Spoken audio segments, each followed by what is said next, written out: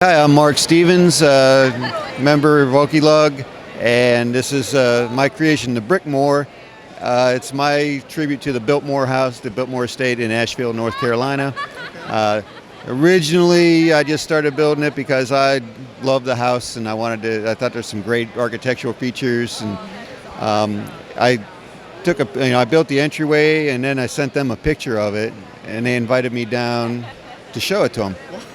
So, after showing them that in the spiral staircase, they said, well, are you building the rest of the house? I said, I would like to eventually. And they said, when will it be done? I said, why? They said, we'd like to show it here next summer. So I said, well, I'll have it ready next summer. So I gave myself about 8 months to build the whole rest of the house. And I found that putting a deadline on something helps you get it done. So, with a lot of hard work and a lot of money and a lot of help from my club and their expertise, we got this piece done and displayed in the winery at the Biltmore in 2017, Memorial Day, and it was there all last summer. So that was a really great experience. Got to go down there a few times, spend some time down there. Got a lot of great feedback. A lot of people were posting pictures online, writing stories about it. So I was finding these things online, and leaving it there, though, was like sending a kid to college. It felt like you're like separating a little part of yourself there. Exactly, but it was nice because I could go down there and I would just stand there and look at it, and people would come up and they'd say, "Oh, wow, that's amazing," and I'd look at them and say, "Well, thank you." It was kind of like being a celebrity, so it was a really rewarding experience. Had a lot of support from my wife and my club on it, and really, it was just a matter of agreeing to do it, putting a deadline on it, and then, well, okay, I got to meet a deadline, so I got it done. What I'm most proud of, though, is I don't think I skimped on anything just to get to the deadline. I think when it was set up there, it was representative of what I wanted it to be. You were able to maintain quality throughout the whole build. Yes, and then I started setting goals because I think it's important to set goals. So I said, one goal I need to hit, I need to have all my base plates done by the end of the year. And I missed it by a couple of days, a week maybe, because Christmas gets hectic. But still, setting these goals and saying I got to have this done by this day helps you get things accomplished. The roof was the most challenging part. But once we figured out how to do it, then it was just a matter of getting all the pieces together and making it fit, working out the angles. What is sort of the roof design there, if you can talk a little bit more about how that came together? Well, what it is, it's all just bluish gray, dark bluish gray plate. Okay. And wedges. And the trickiest part was getting the angles of the wedges. You'll see some of the dormers, trying to figure out the angles of the dormers so they would match the angle of the roof and not leave a big gap. Making sure they all fit together and that they were representative of the height that I wanted them to be on the building, so nothing got too far out of scale. So, some of the ridges are big, a little bit bigger than others, just because that's the way that the plates ended up. And if I made the roof go up too far, they wouldn't line up. So, but I think overall, aesthetically, it's pretty close. The people at Biltmore were pretty happy with it.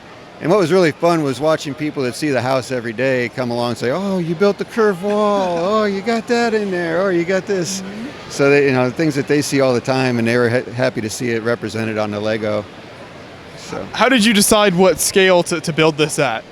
Well, what I did was I built the entryway, and I built it to where I wanted it to look, so I could get enough detail in it, and it was all proportionate to where I thought it looked like the picture.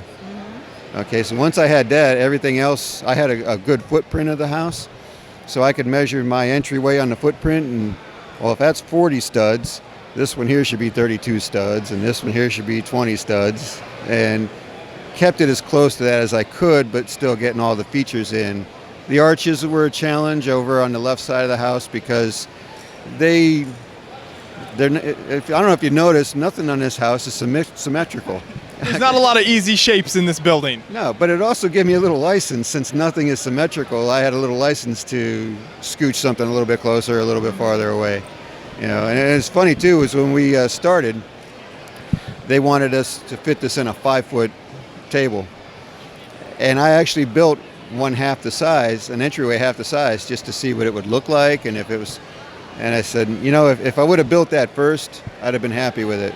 But after building the bigger one, I couldn't get all the detail in the smaller one, so I said, no, I can't build it smaller. Which was what really bred the gatehouse over there on the left side.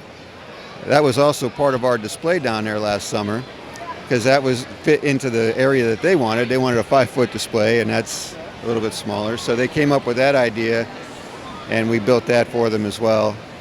Let's go. We maybe walk down there and take a closer look at the gatehouse. Introduce you to Sean too. Sean was the builder of the gatehouse. Because when they asked me if I could build the gatehouse too, and I said not two, but I know somebody. So okay, pass it off here then to Sean. Yeah, you can introduce yourself real quick and then take us through this build. Sure, I'm Sean Lehmkuhl with Okie Lug. Okay. And this is the gatehouse to the Biltmore estate. Yeah, and it's really great. It's cool to see the contrast between kind of the main building and this here, and you see the color differences and everything in here. So talk about kind of how this came together. So a couple of the challenges on this was to really figure out how best to do the front texturing of the wall. The pictures that I took, it's not your typical wall. There's a lot of texture to it. So how to get that into Lego form. So really, that was one of the biggest challenges at first, and then the second one was the roof itself, with the steepness of the roof and the pitch of the roof, to figure out how to get that terracotta style into Lego form. Yeah, and the different colored cheese slopes work really well. Did you have to experiment with kind of the patterns and everything you wanted there? Yeah, I tried a couple different things, and it didn't work the first time. So I said, let's try the cheese slopes. Let's try a couple different colors and combinations, and this is the one that I thought was truest to the actual piece itself. Yeah, well, it turned out great, so thank you so much. I think it's very impressive. Appreciate it. Thank you. So obviously there's a crazy amount of tan in here, so talk about kind of where you sourced that from. How were you able to get so many parts in this tan color? Well, I started out buying it on Bricklink, and when I started, I used a lot of 1x3 brick because I wanted that wider proportion on the brick because it looks more like the house.